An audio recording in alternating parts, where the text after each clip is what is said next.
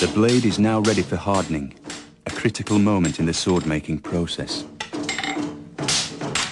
When steel is hardened by quenching in water, it's able to take a very sharp cutting edge, but at the same time it becomes as brittle as glass. To overcome this problem, Japanese swordsmiths controlled the hardening process by applying a layer of clay. ですから粘土の厚いところは冷え方が遅くなるし、薄いところは温度の下がり方が早くなる。それによって焼きが入ったり入らなかったりして、その波紋ができるわけですからね。The different cooling rates produce varying degrees of hardness within the blade. The Japanese blade, because only the cutting edge is hard and the back of the blade is soft, the soft back reinforces the cutting edge and enables it to be left as hard as it possibly can be. The clay-covered blade is reheated for the last time. This is the climax of the process. Quenching will fix forever this combination of hard and soft within the blade. The sword maker must judge precisely the right moment to remove the hot steel from the furnace. According to tradition, he waits until the metal is the color of the August moon.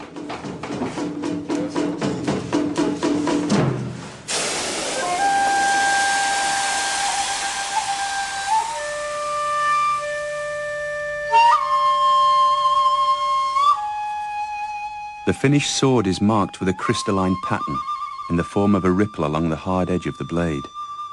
Called a hamon, its form and variations in texture can determine the period of the blade as well as the swordsmith. The hamon is also valued for its beauty.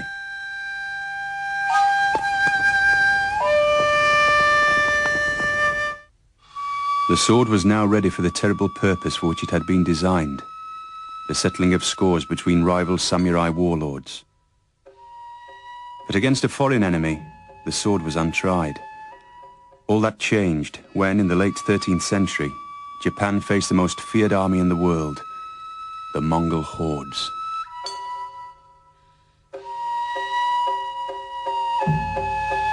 The war against the Mongols culminated in the Battle of Hakata Bay. The battle is as significant to the Japanese as the defeat of the Spanish Armada is to the English.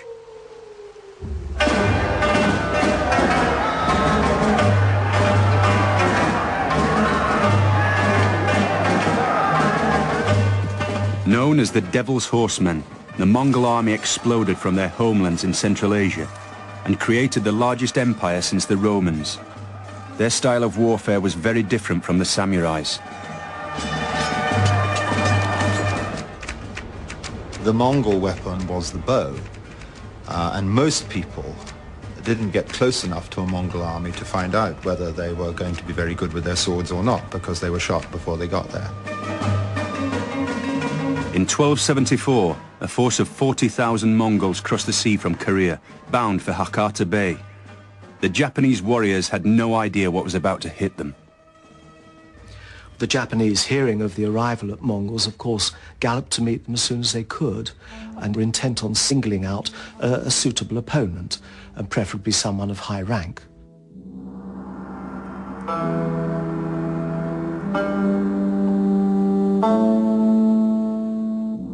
The whole of the tradition of the elite samurai warrior was based around the desire to meet a worthy opponent in battle, to challenge him to single combat, and to win a glorious victory.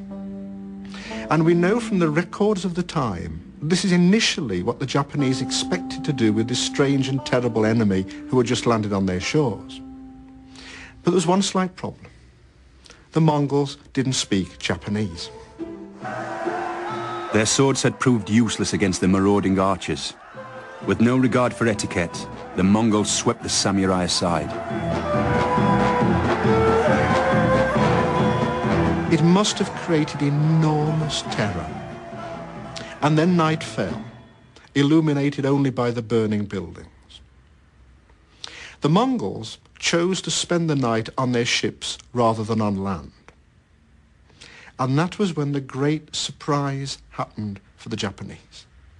Because when dawn broke, they walked back to the beach, wondering where the Mongols were, and they'd all gone.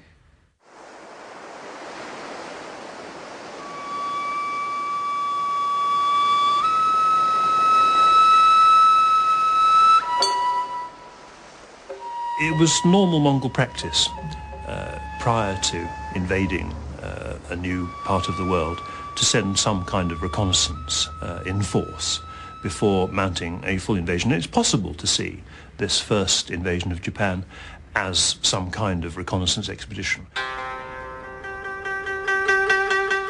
The Japanese gave thanks for what they saw as divine intervention.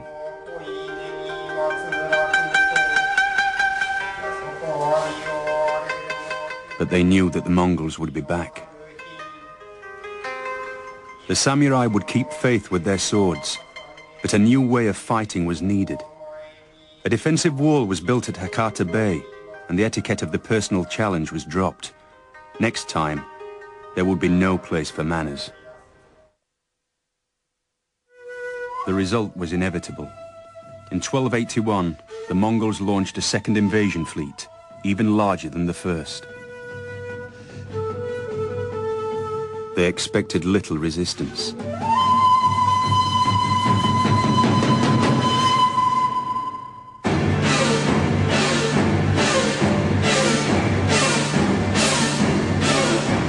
The skies went dark with the arrows from the Mongol troops.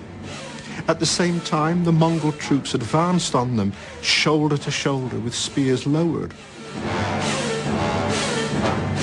The samurai met them from behind their defensive wall, and this time managed to force the Mongols back to take refuge on their ships.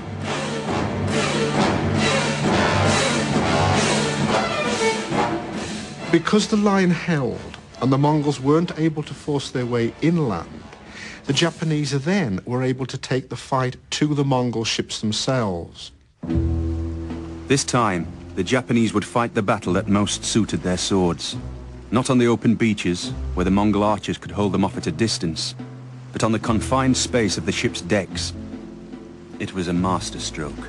The Japanese would go in small boats of perhaps 12 or 15 people in a boat and launch night raids on the Mongol ships lying at anchor.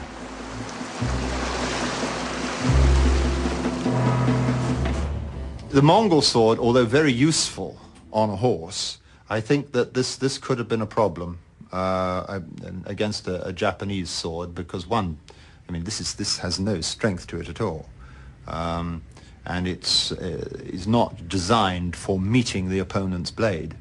So one good beat from a Japanese sword, that will be out of the way long enough for you to be dead.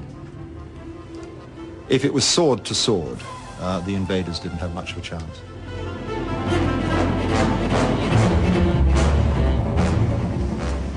These tactics kept the Mongols on their ships for 4 weeks, unable to establish a beachhead. The Mongol hordes had been halted, but the coup de grace would be delivered not by the Japanese sword, but by the volatile Japanese climate.